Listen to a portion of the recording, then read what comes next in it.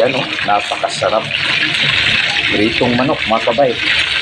Kaya nga abangan natin ang ating video hanggang dulo mga kabay. At saka paki-like at share na lang sa ating video mga kabay. Magluto tayo mga kabay ng ulam, pritong manok. Yan ang gawin natin ngayon mga kabay. Yan, isahan natin ang ating pagluto para makain na. Yan, nakatimpla na ang ating lulutuin na karning manok. Ito yon, gawin natin fried chicken. Yan, para masimulan natin ang pagluto mga kabay. Okay, nagsimula na tayong magluto sa ating ulam. Sa ating ulam na pritong manok.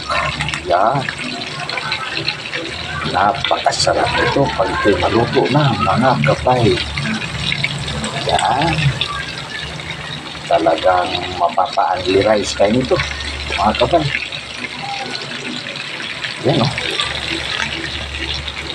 Yun. Yan, mukhang naamoy ko na ang aromatic. Napakabango. Bango pa lang, ulam na mga kabay. Yan, ito yung niluto natin na pritong manok. Yan, no? Talagang hindi na ako makapaghintay. Gusto ko nang matikman ito mga kabay pag ito'y mahal na. Yan, nakabaliktad na mga kabay ang ating pritong manok. Yan o. Yan, ang sarap mga kabay. Kita-kita natin ang kulay brown.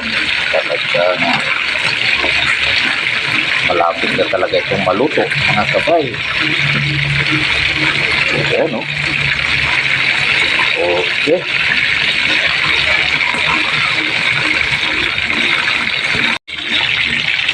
Yan, brown na talaga mga kabay. Gusto ko nang matikman talaga ito mga kabay, ang ating ulam na pritong manok. Yan o, hindi na po makapagpigil. Talagang gusto ko nang kumain mga kabay. Yan o, malapit ang hainin natin, mga ilang minuto na lang ito. Pwede natin matikman.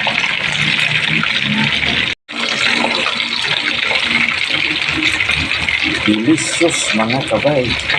Yan, ito yung ulam namin tanghalian, pritong manok. Talagang mapapa-unli rice tayo nito mga kabay. Hindi pwedeng kunti lang ang sasaingin, kailangan puno yung kaldero mga kabay. Yan, no? Napakasarap ito mga kabay.